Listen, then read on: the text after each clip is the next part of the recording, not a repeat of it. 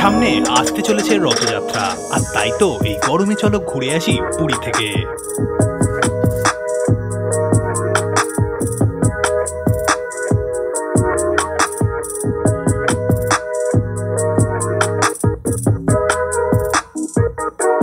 ঘুরতে বাজে ঠিক 4:30।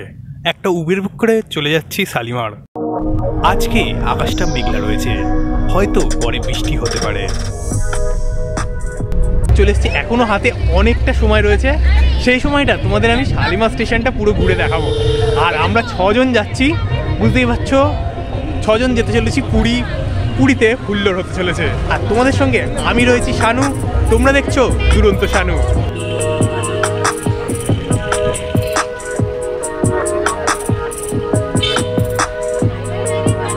শালিমার থেকে পুরী যাওয়ার জন্য 2টো ট্রেন ছাড়ে, তার মধ্যে একটা জগন্নাথ এক্সপ্রেস আজকে রয়েছে, আর তারপর রয়েছে আমাদের ট্রেনটা শালিমার পুরী সুপারফাস্ট এক্সপ্রেস।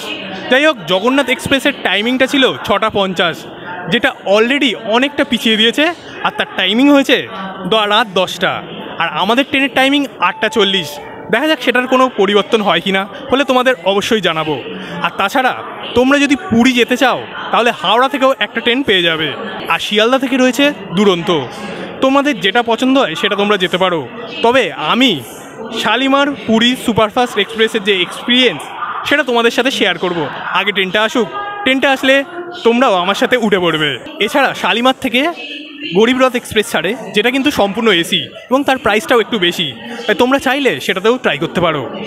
আমাদের ট্রেনটা 1 নম্বর প্ল্যাটফর্মে দিয়ে দিয়েছে, আর আমাদের এবার কোচ খুঁজে উঠে পড়ার পালা। তো চলো আমার সাথে তোমরাও উঠে পড়ো।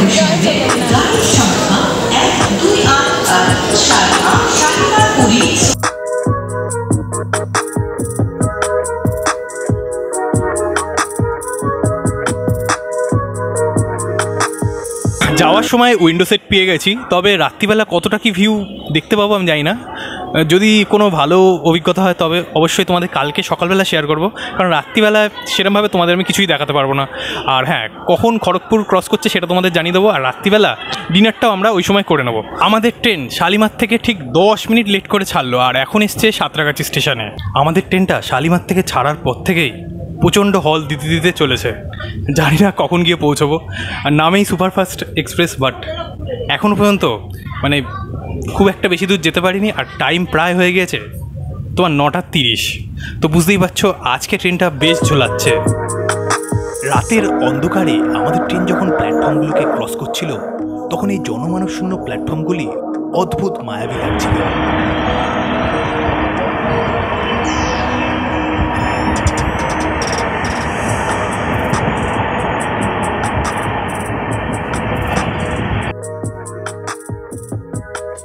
যাই হোক, আজকে আমাদের ট্রেন প্রথম থেকেই লেট ছিল, আর ভুবনেশ্বর পৌঁছতে প্রায় 1.5 ঘন্টা লেট করলো, আর 1.5 ঘন্টা লেট করে ভুবনেশ্বর ছাড়লো। প্রায় 500 কিলোমিটার ট্রাভেল করে চলে এলাম পুরী।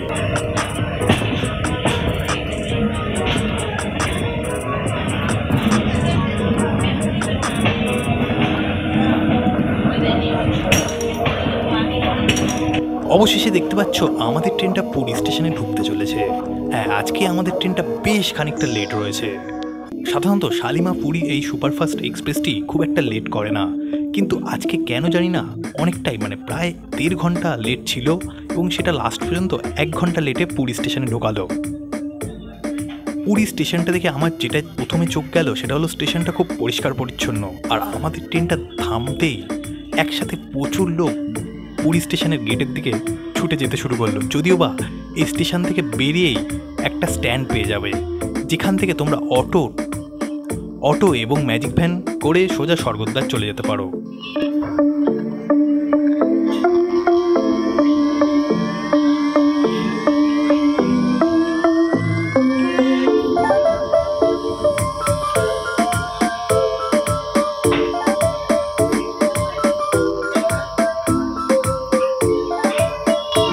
স্টেশন থেকে আগে অটো ধরে নিই, অটো ধরে তারপর স্বর্গদ্বার যাব, তারপর দেখাবো কোথায় থাকছি আমরা। তো চলো সঙ্গে থাকো। আর হ্যাঁ, ওয়েলকাম টু পুরী।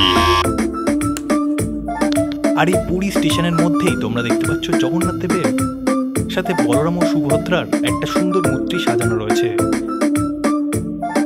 একটা অটো বুক করে পুরী স্টেশন থেকে চলেছি স্বর্গদ্বারে।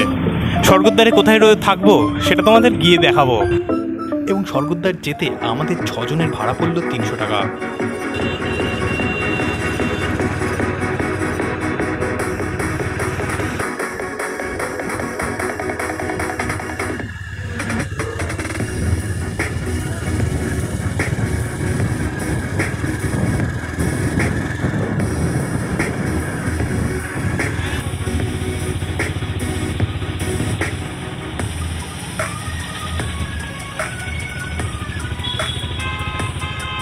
আমরা এখন যে রাস্তাটা ধরে যাচ্ছি সেই রাস্তাটা বরাবর চলে গিয়েছে পুরীর সমুদ্র বীচ।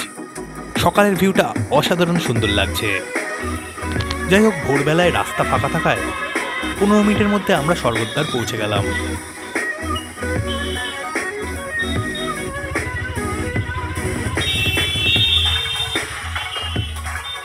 চৈতন্যদেবের মূর্তিটিকে পাশে রেখে সোজা চলে এলাম স্বর্গদ্বারের সামনে দিয়ে আমাদের হোটেল বা বলতে পারো আশ্রমের সামনে।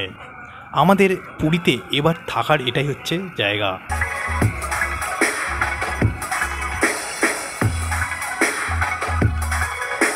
কেমন কি খরচা পড়লো বা কীরকমই বা ব্যবস্থা সেটা আমি এই ব্লগেই দেখাবো।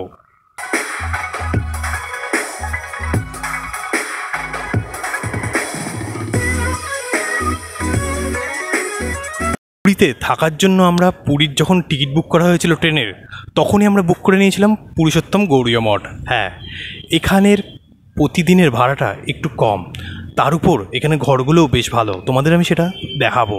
আর তাছাড়া এখানে থাকলে সমুদ্রের খুব কাছে থাকা যাবে, এই জন্যই আমরা এই মঠটাকে বেছে নিয়েছি। আমি রয়েছি এই পুরুষোত্তম গৌড়ীয় মঠের ভক্ত নিবাসে। আর এই গেট দিয়ে ঢুকে একদম উল্টো দিকে দেখতে পাচ্ছ এই পুরুষোত্তম গৌড়ীয় মঠের অফিস এরিয়া।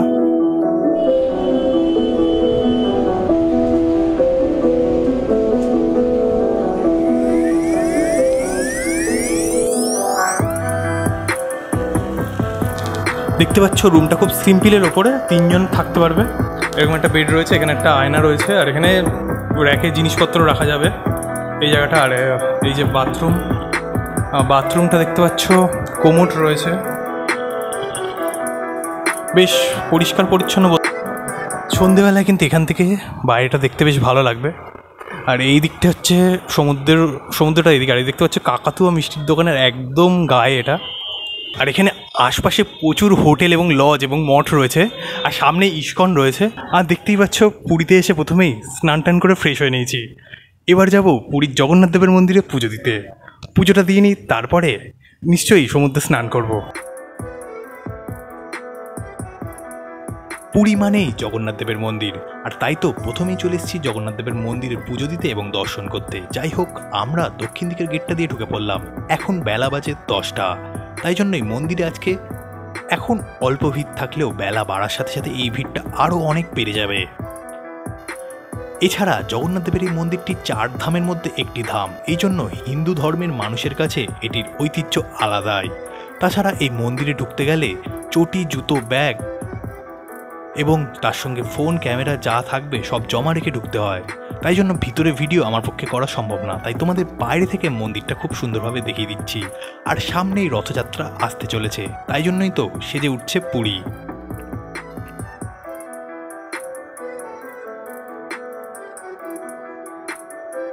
আর তোমরা যারা আমার ভিডিওটা দেখছো তারা অবশ্যই একটা লাইক করে দিও, আর যারা নতুন আছো তারা অবশ্যই সাবস্ক্রাইব করে দিতে ভুলো না কিন্তু। আর এই যে দেখতে পাচ্ছ 5 নম্বর কাউন্টার, এখানেই আমরা আমাদের জুতো, ব্যাগ এবং সঙ্গে ফোন সবকিছু জমা রেখে মন্দিরে ঢুকলাম। দ্বাদশ শতাব্দীতে পূর্ব গঙ্গ রাজবংশের রাজা অনন্ত বর্মন এই মন্দিরটি নির্মাণ করেছিলেন। এই মন্দিরটি সম্পূর্ণই কলিঙ্গ স্থাপত্য দ্বারা তৈরি, যা উড়িষ্যায় বিখ্যাত। পুরীর এই জগন্নাথ দেবের মন্দিরের পাশাপাশি এই মন্দির চত্বরে আরও 120টি মন্দির রয়েছে, যেগুলি অবশ্য পরবর্তীকালে নির্মাণ করা হয়েছিল। এবং তার মধ্যে অন্যতম হল সূর্য মন্দির, চন্দ্র মন্দির, এছাড়া সাক্ষী গোপাল মন্দির, যেগুলো অবশ্যই তোমরা এই পুরীর জগন্নাথ দেবের মন্দির দর্শন করতে আসলে অবশ্যই ঘুরে দেখবে। পুরীর এই জগন্নাথ দেবের মন্দিরে ঢোকার জন্য চারদিকে 4টি দুয়ার রয়েছে। পূর্বে সিংহদুয়ার, পশ্চিমে ব্যাঘ্র দুয়ার, উত্তরে হস্তিদুয়ার এবং দক্ষিণে অশ্বদুয়ার।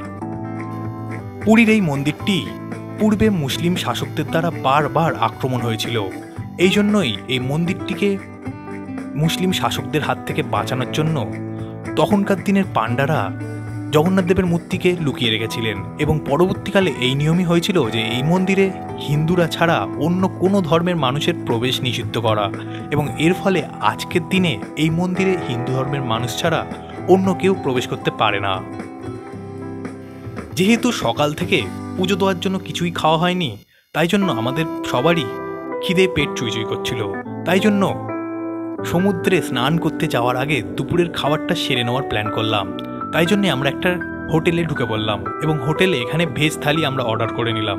যাই হোক, খাবারটা তোমরা দেখতে পাচ্ছ মোটামুটি বেশ ভালোই বলা যেতে পারে। এবার খেয়ে দিয়ে এবার পালা সমুদ্র স্নানের। তাই জন্যই তো আমরা সবাই মিলে চললাম সমুদ্র স্নানের জন্য। আর যেহেতু আমাদের গৌড়ীয় মঠ থেকে স্বর্গদ্বার বা বলা ভালো সমুদ্র সৈকত দুটোই খুব কাছে, তাই জন্য আমাদের সমুদ্র স্নান করতে তেমন কোনো অসুবিধা হয়নি।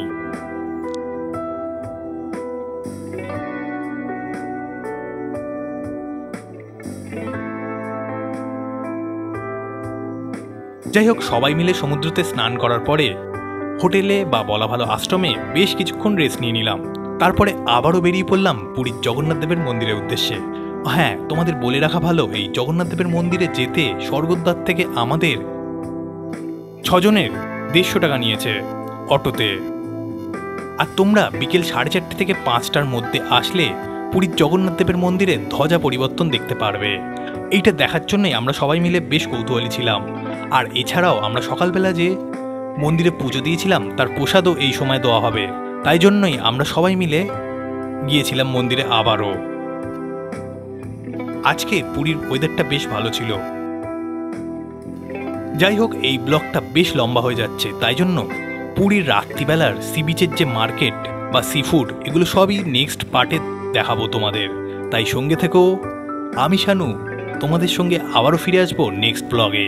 ততক্ষণের জন্য টাটা।